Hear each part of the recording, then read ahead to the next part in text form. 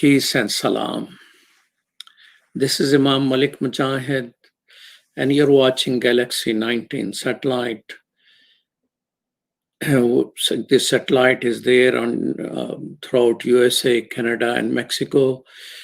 Muslim Network is also on Apple TV, Amazon Fire TV, Roku, and of course on our own website, muslimnetwork.tv. Today, I would like to talk to you about something which people call domestic. But that's one of the most horrible violence which we know, domestic violence. But before that, violence is going up in our society. In Denver last Saturday, Lee Keltner, a right-wing agitator, approached a reporter, and reporter's bodyguard is also white. And he struck him and he fired back. And that right-wing activist, agitator, died on the spot.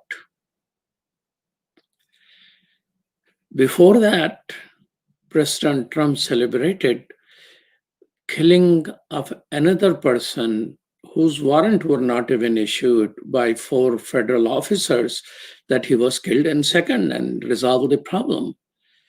Except all the eyewitnesses are saying that police did not identify itself. They were in simple, plain clothes. Their cars were private cars, and he was shot 30 times by 4 officers in seconds, of course. And there were eyewitnesses all around. What's happening? Violence overall in our society is going up. Division and violence is high. What peacemakers are doing about that? And in the meantime, this crime called domestic continues to happen. Not many people talk about it. And I don't know why they call it domestic. On average, 20 people per minute are physically abused by an intimate partner. Wife, husband, a lover, a girlfriend, and a boyfriend in the United States, that is. And during 1 year, those numbers come to 10 million women and men, 10 million people who are physically abused, assaulted, raped, murdered. Why it is called domestic, I don't know. On October 9th, this year, a Muslim woman, Sister Karima, Natasha Price, her other name. She was mother of 5 and a part of the Muslim community for 20 years. She was gunned down by her husband and children's stepfather. And a person who told us is a person I have seen constantly standing up in the Muslim community, raising voice and doing something to take care of poor, hungry, needy, homeless, opening her own house to take care of people. And that's Sister Asma Inge-Hanif. Welcome to Muslim Network TV, Sister Asma. Alhamdulillah, Jazakallah Khan, brother, for inviting me. Sister Asma Hannif is an advanced nurse practitioner and the founding leader of a social service organization called Muslimatun Nisa. And we also have with us a content manager of Sound Vision, who has written multiple articles on the topic of domestic violence, Sister Samana Siddiqui. Thank you for having me. Welcome to Muslim Network TV. Sister Asma Hannif, first, very sorry to hear about Sister Karima, who was gunned down by no one but her own husband. And community must be in shock because she was part and parcel of the community. It's difficult to talk, but would you mind sharing something about her with us? Yes, and you're correct. It is difficult to talk about this because something that I have learned through the years over 45 years of doing this work is that we know the truth in the Muslim community about the issue of, as you said, domestic violence. We just choose to ignore it. And we would be doing her a disservice if we didn't and do something like what you're proposing now, speaking about it. Because I refuse to believe, or I'm unable to accept, that no one knew what was going on in this sister's life. And it's something that we as a community fail when someone comes to us and tells us that, that they're having trouble in their marriage, or that they're being abused, or that there's problems. We actually ignore it, and we turn a blind eye. And that's what was happening, with Sister Karima, which is why I say that we failed her, because I wasn't one of the individuals that she was telling this information to, but those whom she was telling it to, they gave her, and this is witness to the fact that Allah has taken her soul, they gave her wrong advice. And one of the worst decisions that we make within the Muslim community is that we tell the person to go back home and we will fix it, or we will work it out, or we will deal with it. And anyone who deals with victims of domestic violence, then you know that the first and cardinal rule is you get the person to safety, and then you try to work it out. You don't send the person back, because in doing so, you basically sign her death certificate, which is actually what has happened, which would happen to Sister Karima, because a person doesn't go from, you burn my dinner to, I'm going to kill you now because of it. There were many signs along the way that, and I say we because I'm a part of the Muslim community, that we ignored, and we failed her. SubhanAllah. I hope her children are in safe position now. It's the psychological damage that that will continue with them. Imagine, like from the youngest to the oldest, knowing that this is how, your mother left this, her soul was taken. Her life was taken, in this life by someone who was supposed to be, their, maintainer, their protector, their defender. Imagine living with that as a nightmare. So that's what my concern is for her children, the ability to get counseling. And also statistically, it has been shown that individuals who witness domestic violence, especially as children, have a very high probability that they themselves will become abusers, because it was the norm in their family. And I've noticed that from people who come from other countries, as well as those that's within this country, that's what happens. And it was because of me recognizing that years ago, when I first started dealing with victims of domestic violence, I thought I was coming forth as a champion. I was going to eradicate domestic violence in the Muslim community, until there was a sister who came and she awakened me one morning at like 3:00 in the morning, and she was saying, "Asma, I need a Kit Kat. I need a Kit Kat." And I'm like, "Why?" And I'm thinking maybe she was a diabetic. She needed something, and then she had a little son who was 3 years old, and he was kicking on his mother because he wanted a piece of candy, and she was wanting to be able to, give it to him. And it's in this moment that I realized that I cannot eradicate domestic violence. Why? Because the abusers of tomorrow are already born. And the only thing that we can do is provide them a safe place to be and the support, so that they don't have to have the same end result as Sister Karima. May Allah bless her soul, and may God Almighty help us learn the right lessons. And I hope the community in that area and around the country use this as yet another lesson, considering especially that October is the month of the domestic violence. People learn from that. Samana, I saw reports about divorce going up since pandemic. Do you think the domestic violence is also going up at the same time? Oh, no question. And statistics from around the world are confirming this. I did a little bit of research about this, and starting from China. So, for example, I'll just give you a few examples. In China, in Hubei province, domestic violence reports tripled in February. So this is like about a month after the COVID pandemic started. So COVID has a lot to do with it, but it's not that domestic violence was not there before. It's just that it's exacerbated whatever tensions were already there. So China, in France, domestic violence calls increased by 30%. In Spain, 20%. Paraguay, 35%. In the US, they've gone up as well. And just in Chicago alone, where I live, this was a statistic that I came across. So in March, the first week of March, 383 people called the domestic violence hotline. And by the end of April, it had gone up to 549. And not just the domestic violence hotlines, Chicago Police Department itself reports that calls relating to domestic violence have increased by 12%, starting from the beginning of 2020 until middle of April when lockdowns began, about a month after lockdowns began.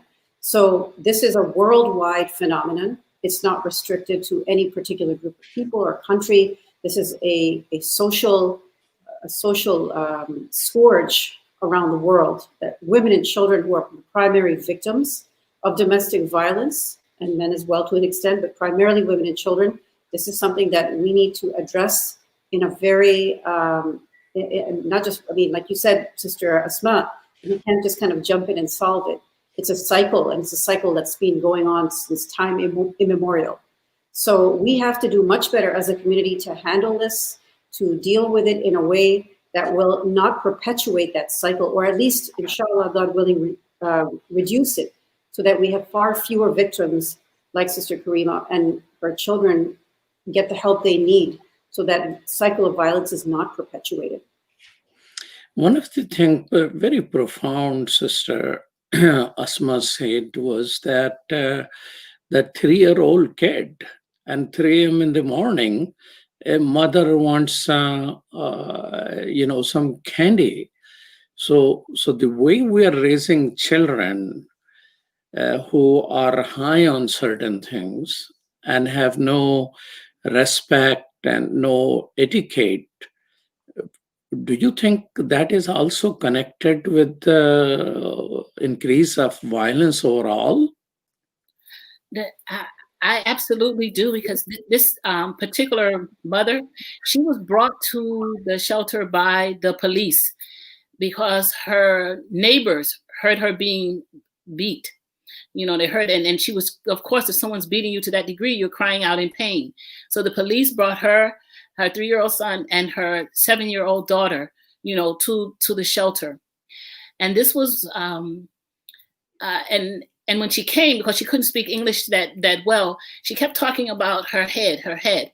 And I didn't know what she meant. And then I later found out is that she had been beaten so bad that her head was bleeding, and there was dried blood on her head.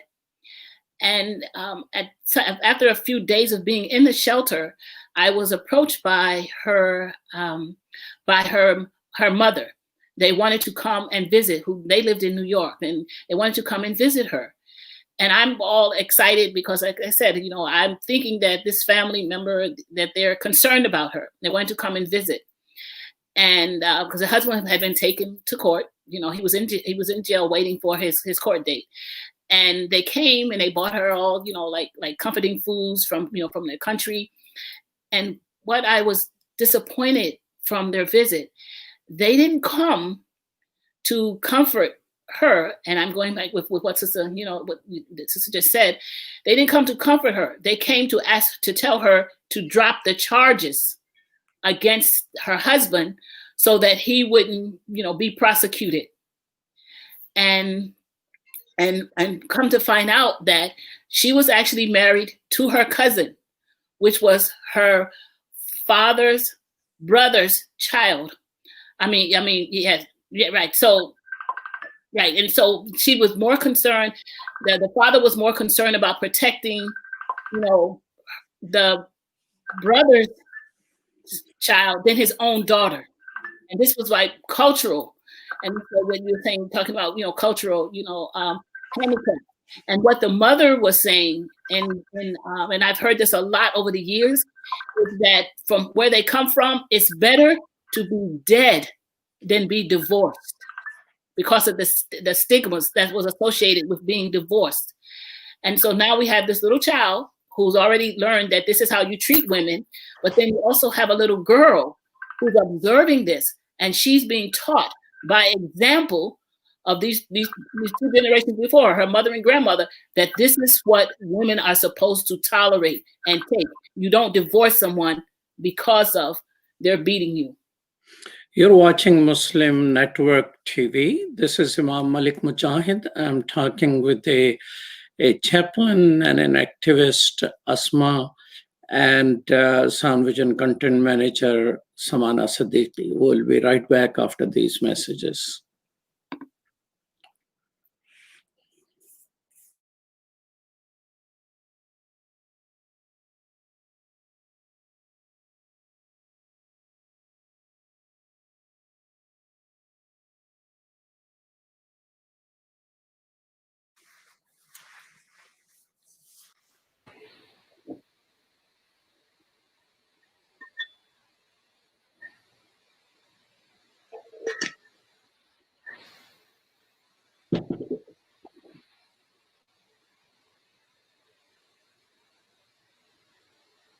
Welcome back to Muslim Network TV. This is Imam Malik Mujahid, and we're talking with Asma and Samana.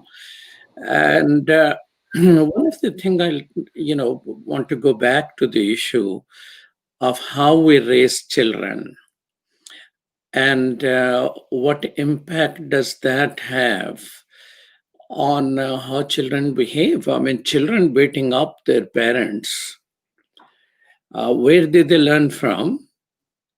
And is it going to make them a better human being? Or, as you're saying, another abuser is born. So children are born the way they are born, but they are raised in a particular way. And formative phases are the early years of their life. So what advice can we give to parents about raising children who are raised not to be abusers?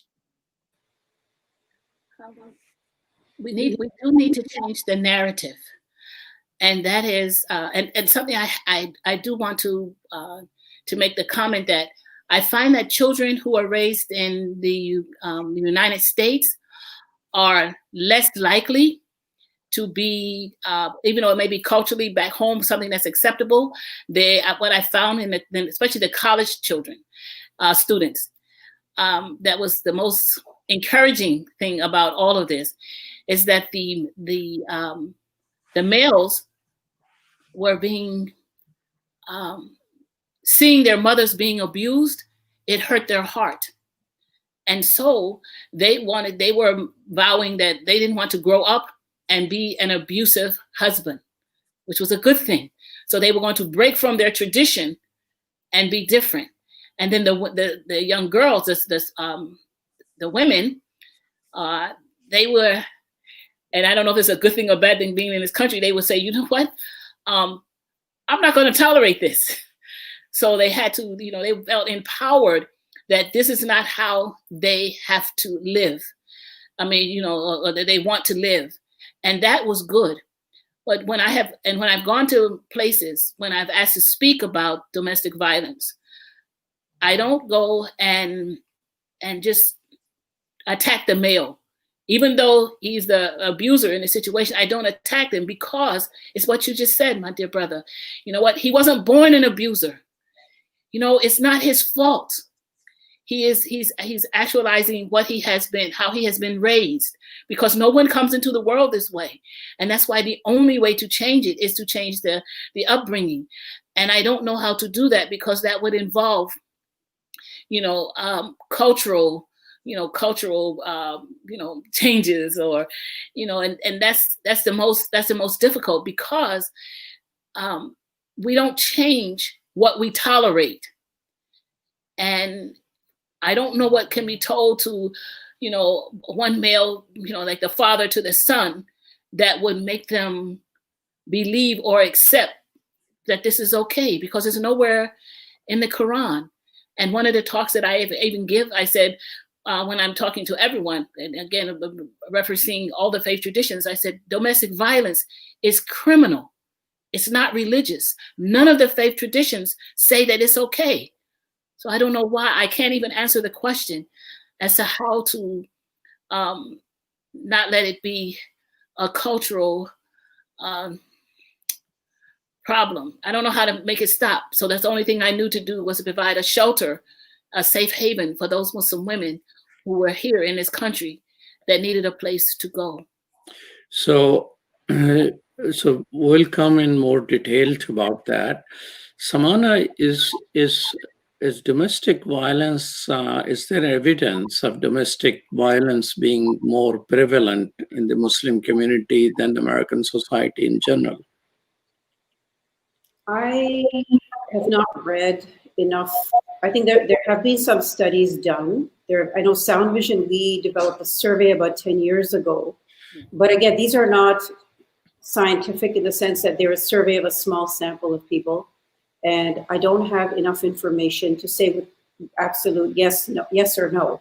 But I do know that there's definitely, this is a worldwide problem, that it's something that is across cultures. Now, the issue of what Sister Asma brought up, why do we tolerate that kind? It starts at the core of disrespect for women, disrespect within, it starts within the home, of course.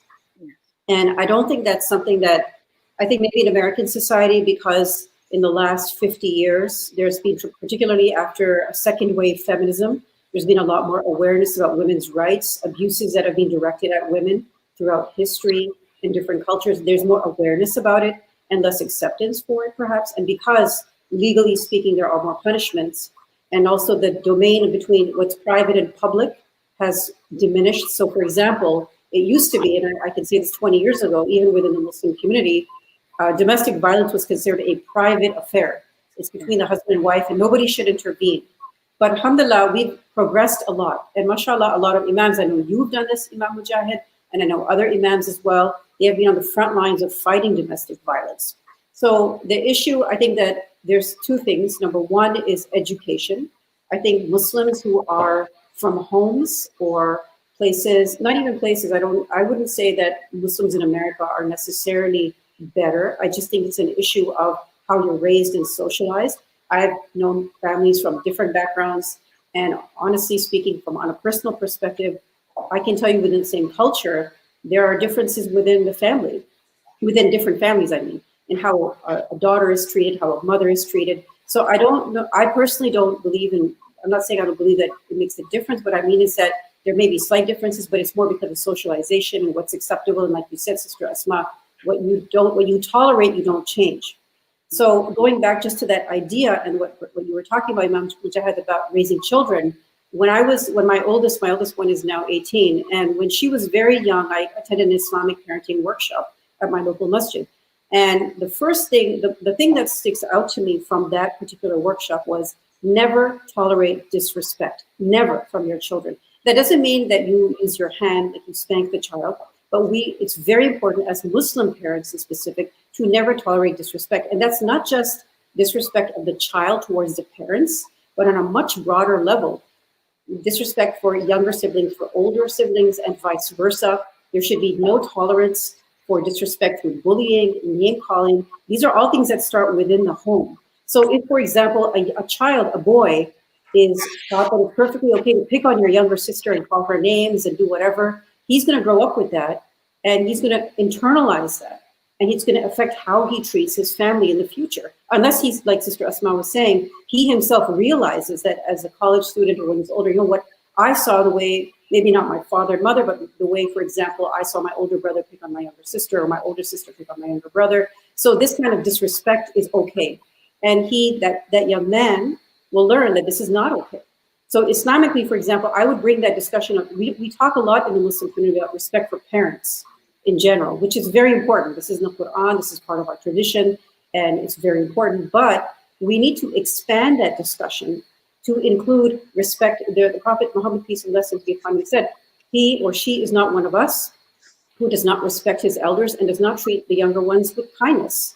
So we kind of have that skew that it's all about the parents, or it's all about the father, it's all about a very hierarchical way of doing it. If we read the Sirah and the life of the Prophet Muhammad, peace and blessings be upon him, that's not how he treated his family at all.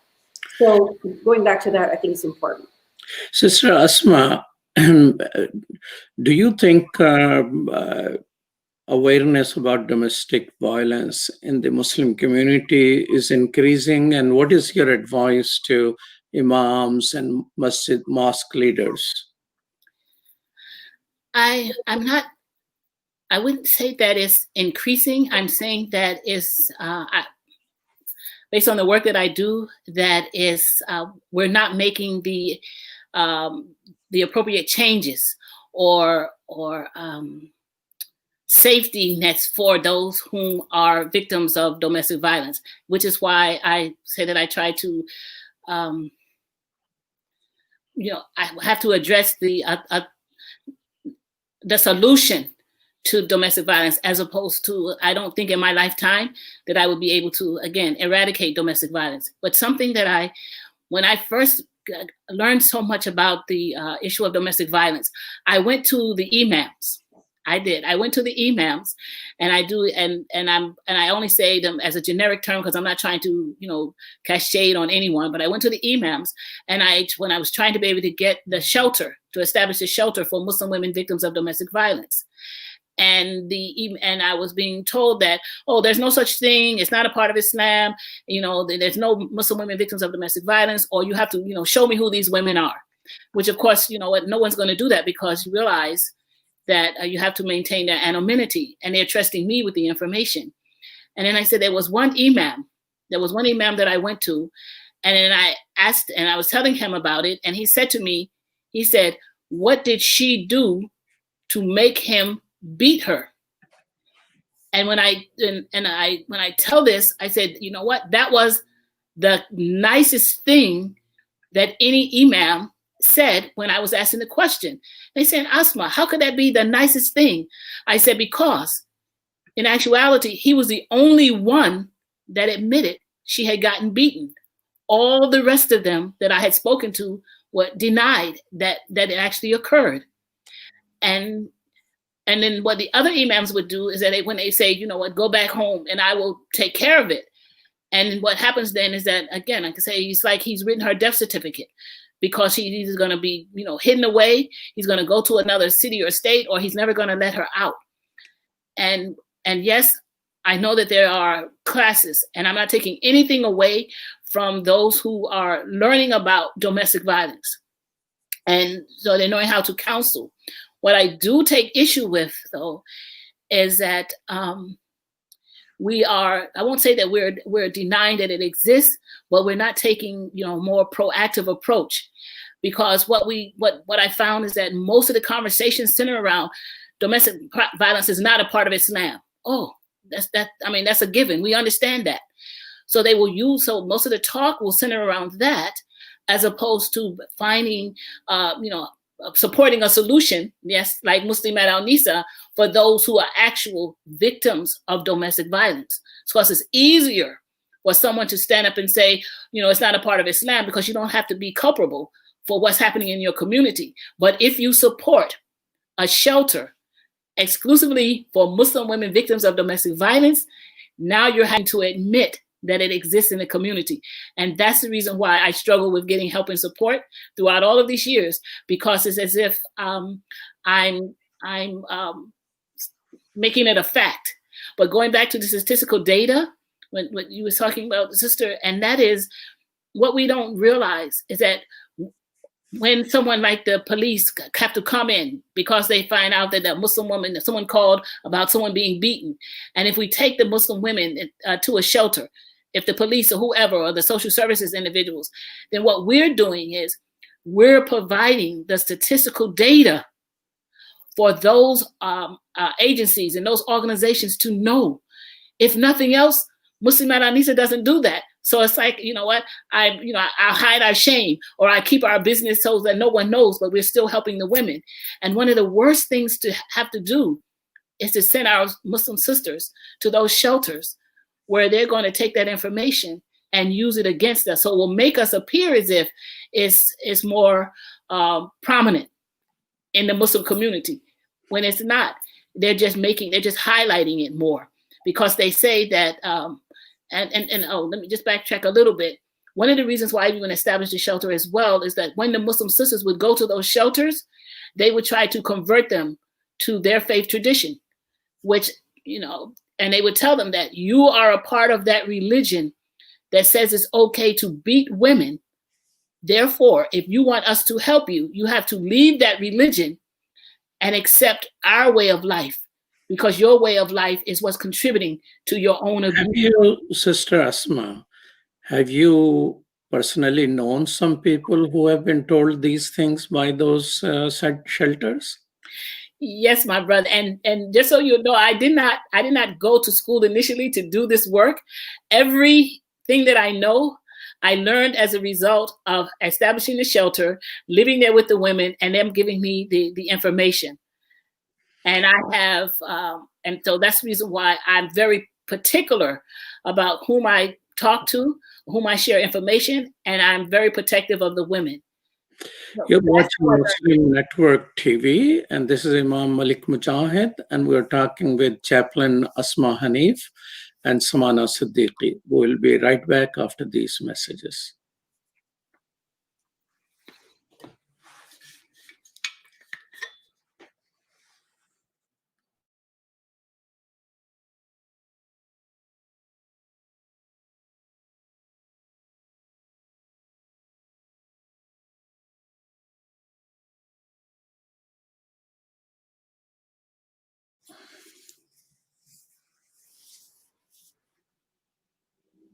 Welcome back to Muslim Network TV. This is Imam Malik Mujahid. I'm talking with Chaplain Asma Hannif and Samana Siddiqui.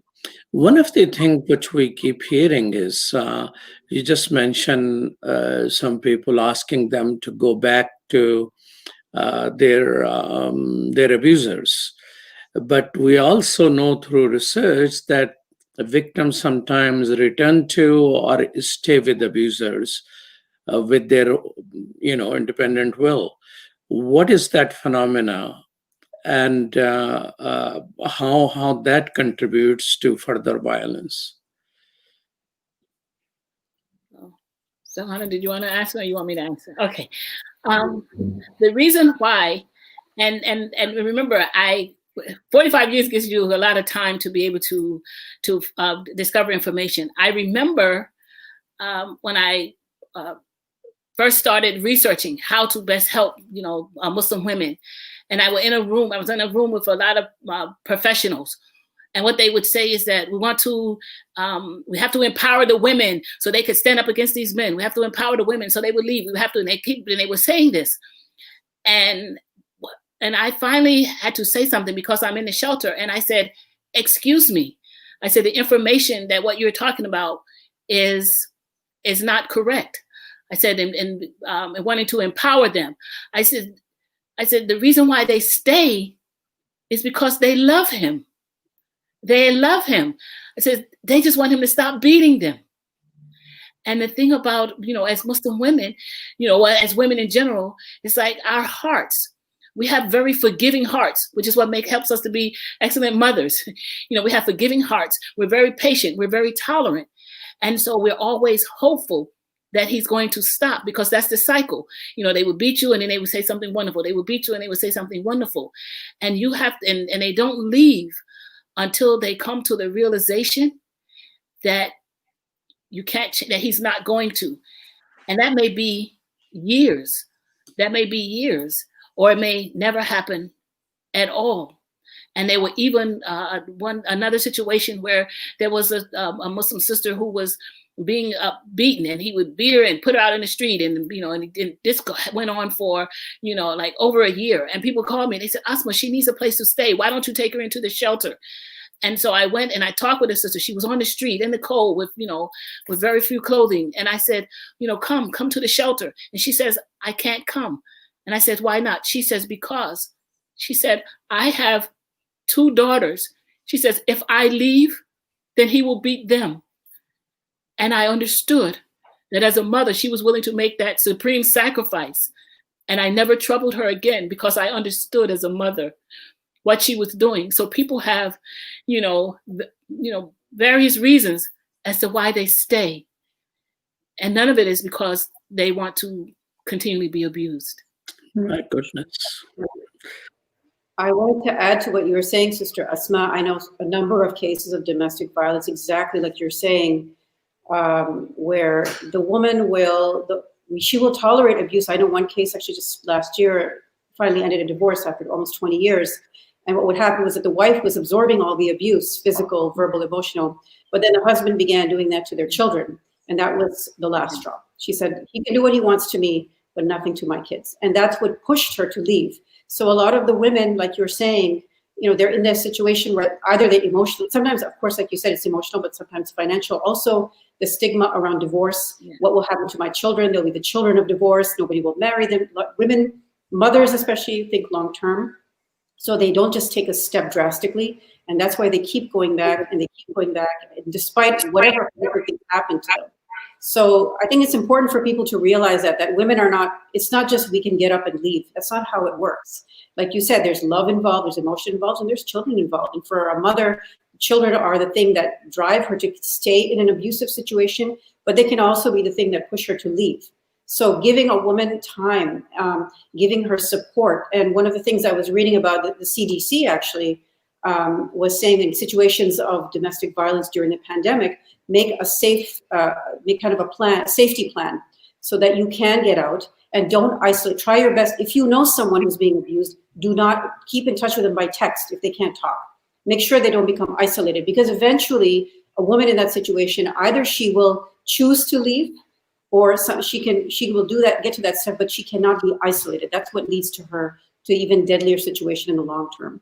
And I just want to go back to one thing you were saying, Imam Mujahid, about what imams can do. You're asking, I think, very crucial. Imams are on the front lines of this. I know personally of imams, and I wish more imams would do this, not only speaking about domestic violence in khutbahs, but also counseling Muslim couples. Because for a lot of Muslim families who are either from overseas or they're converts and they don't have Muslim family, in the Quran, when there's a dispute between a husband and wife, God advises Muslim families, take one person from her side, the wife's side, one person from the husband's side, and try to resolve the issue. The imam and people who are qualified like counselors need to step in and do this, because this will help relieve the situation. It will help these families in crisis who are suffering from domestic abuse also, because they need somebody on their side to speak up. They can't speak up for themselves, the women and the children. So the imams and the men in the community specifically, but even the sisters who can help give support to the wife who is in distress, need to move forward and play that role that normally parents would do or other activists would do. So those are all very, very crucial, very important to keep in mind. Is it possible for abusers to change? Not without some intense counseling. They can't change. It's like any type of mental health issue. You need some help. And what I find, and I'm focusing on the Muslim community because that is where, I'm concerned humanitarian, but that's where my heart lies. But I don't find that there's that type of counseling, because it's going back to what you were saying, sister, that, that it was like a private affair, because I'm just not able to believe or accept that someone didn't know about what was happening in Sister Karima's home.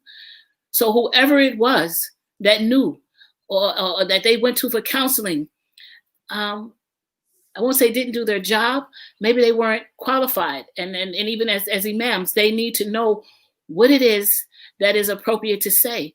And unless and until that imam can say to someone who's coming as a victim of domestic violence, can say, you know what, let me get you to a safe place while I work with this brother, then we're going to continually have incidents such as the one with Sister Karima. And the first case that I even remember being so horrific was, of course, Asya Zubair, in New York, when her husband beheaded her. She had spoken to people, but someone, gave her, either bad advice or no one gave her, proper advice. And that's where the error is. The other thing that I've noticed too about with the brothers, when they're seeing a brother, they're not seeing this abusive man who's, could do, like from beat to even, murder their wife, what they're seeing is the brother who prays beside them. That's their image. And so it's hard for, you're trying to put, the best construction on it, making all of these, the excuses. Meanwhile, he leaves from the masjid and he goes home and he beats his wife. And we need to be able to understand that the second cardinal rule is to believe the woman. If she says that she's being abused, believe her, even as you're trying to investigate it, as opposed to, well, no, that couldn't be my brother. I mean, he's praying here. I see him in the masjid. He's contributing. And so I don't think that it's as easy as, or as simple as if he can be changed, because you're talking about, especially cultural. What would you advise people who know somebody is being abused? What can they do? I mean, friends, relatives, neighbors, if they know or suspect an abusive relationship, do they have some responsibility? Moral responsibility as well as legal responsibility? I don't know. It looks like I've frozen. Okay. Yes. One of the things that I remember learning and going to become a chaplain is that they said you just be a listener, right? You being a listener, because they need someone that they can share the information with, and someone that they can trust. And in the beginning, that may be all that you can do. What I have, my new mantra that when I talk with individuals, because people will call me on behalf of someone. They will call me on behalf of someone. And they're thinking, okay, well, they don't know what they're doing. I'm trying to get them to do this. I'm trying to get them to do that. But what you cannot do is remove one form of oppressive behavior or conversation for another form of oppressive conversation. Because if she's not ready to leave, then all you can do is just listen to them. And you also, unfortunately, I tell people you have to respect her right to make a wrong decision in that moment, because you can't force her out. And what you could do is that you can cause her to go against you, because she feels as if you're trying to force her to make a decision that she's not ready to do. And the next thing, of course, is to say, well, there is a shelter. Let her know about what solutions are available. The solution that I dislike the most, and again, this has to do with having done this work, is when people say, oh, go and get a protective order. And the reason why I dislike it the most is because a protective order is a piece of paper. And if somebody is intent on beating you or, shooting you or whatever they're doing, it doesn't stop bullets. It doesn't stop a knife coming at you. It didn't stop, Asia from being murdered. She had a protective order. And it gives the women a false sense of security that if they have a protective order, then he's not going to hurt them. That's not true. What the protective order says is that if he comes and hurts you again, okay, so then we can do something.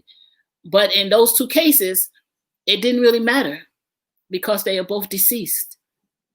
And that's what I want people to stop doing, putting so much emphasis on a protective order instead of getting their sister to safety. That is the most important thing that you can do. And everybody knows that's the cardinal rules, is that as Muslims, we have a tendency to not utilize it. Well, Chaplain Asma, you are living in a shelter yourself. Yeah. Why so? The reason why is because when I first started doing this, and it goes back to some of the things I said earlier, I went to the Muslim community and asked for help to establish a shelter for Muslim women victims of domestic violence. And no help or support was given because they said that it didn't exist. And that's what I mean when I say that, they won't change what they can tolerate or what they can choose to ignore. And so what I ended up having to do was to turn my house into an actual shelter, because I had my health center, and the women would come. The Muslim men who were abusive, they would bring the women, and this is part of my story. They would bring the women to the clinic because they wanted to be able to have them have an exam, and this was all these years ago. They want them to have an exam, and exam of what? Well, just like a female health exam. That's what they said they were bringing them for. As your role as a nurse. Yes, because I'm a nurse practitioner, right? A female health nurse practitioner. So they would bring them because they said they wanted them to have a female health exam. I won't say their intentions were to make sure that they didn't do any, different kind of harm, but that's what they would bring them for. And so I would take the woman into the exam room, and the men would say, "I want to go back with her," and I was like, okay, I thought it was odd, but if she didn't say that he couldn't, then I had to let him come back. And so then I'm saying, okay, I started preparing for the exam, and then I guess he said, and any females, we know that this is not something anybody wants to just be seeing. And so then he decides that he's going to just go back up front and wait until I finish the exam. And what I share, this is how I learned of domestic violence in the Muslim community, is that now for the first time in this woman's adult life, she's alone with someone who she can trust, and she trusts me with this information. But it wasn't anything that I could do. All I could do was be a listener. So what I did at first is that I would make up diseases, and I tell people I would make up diseases so that he would have to bring her back. Just putting a Band-Aid on it. I said, okay, she got monodiglycerized vaginosis encephalitis. Just made some terms, and the men didn't know, and then they would bring her back. And then I would put some other reason they would keep bringing her back. And eventually I realized that I wasn't helping, that the only way that I could make a difference was to establish a shelter for Muslim women victims of domestic violence. And that's what I did. But I ended up having to give up everything that I had in order to do that, because the Muslim community, this is not a cause that they give to. So you're not living in a shelter, but shelter is living in your own home. Well, not living in a shelter. Well, what I did was trying to think of how to answer that one. So by turning my home into a shelter, so that yes, myself and the sisters are there. So yes, I turned it into the house itself into a shelter. So. But right now that you have done it for a few years, is the support now has increased from the Muslim community? No, and this is the part that, in fact, because of the COVID, the pandemic, and the other shelters were closed. So even the other shelters that women were going to, Muslim women may have been gone to, they're closed. So I've gotten, requests. I get requests from all across the United States, because it was the only shelter established in the United States that will accept someone nationwide, all right? And they could stay there until such time as they become, self-sufficient with their children. So I tried to make it a home environment. And so people know about me, and I'm on the domestic violence hotline. So everybody will send the women. And I say, my joke is that they sent them, but they didn't send it with a check. So therefore, the Muslim community will trust me with the most vulnerable population, Muslim women and children, victims of domestic violence, but not with the finances to care for them. So once they send them, it's like they're out of sight and they're out of mind. And with COVID, I'm getting even more requests than ever. And I have, I say that I would rather, put a woman, even if it was just mats on the floor, because right now it's a home, where they live with, living room, dining room, kitchen, musala, all those things. But I would rather, just overextend myself than to have someone like, with the same end result fate of Sister Karima. And because I've recently had a family that has, sons, I actually had to give up my space. So right now I'm sleeping on the floor in someone else's place that I need to be able to leave. I'm not even have a space in my own shelter because I cannot get the financial support to have a whole nother home. So we're reaching the conclusion of our program, Sister Chaplain Asma Hannif.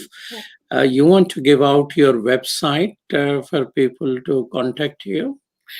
Well, yes, that would be so wonderful. The website is www.imnisashelter.org. spell that out. Okay, MNISAA shelter.org. I would like to give, I don't mind, I would like to give my email address if that's okay, and which would be just be chaplain Asma Hannif @gmail.com. Because if someone contacts me by the .org ones, I can't read it because we don't really have internet and computer in the shelter like that. So if they wanted to if someone needs shelter, I don't want to give them a whole nother step to go to the website. They could just email directly, and that's chaplain Asma Hannif @gmail.com. Well, thank you so much, Chaplain Asma Hannif and Samana Siddiqui for being with us. This crime is called domestic, but it's nothing but a horrible type of violence. We need to grow up, we need to raise better children, and as a community, we need to realize that it is found in the Muslim community. The loving message of Prophet Muhammad, peace be upon him, probably has not reached the people or their heart for them to become better human beings. That's why systems is there, processes are there, laws are there. But loving people who established a shelter and welcome people so they could be comforted and are safe is extremely needed in our community. Thank you, Dr. Abdul Wahid and Shirdil Khan for producing today's show. You're watching Muslim Network TV on Galaxy 19 satellite, Apple TV, Amazon Fire TV, Roku, and our own website, muslimnetwork.tv. Peace and salam.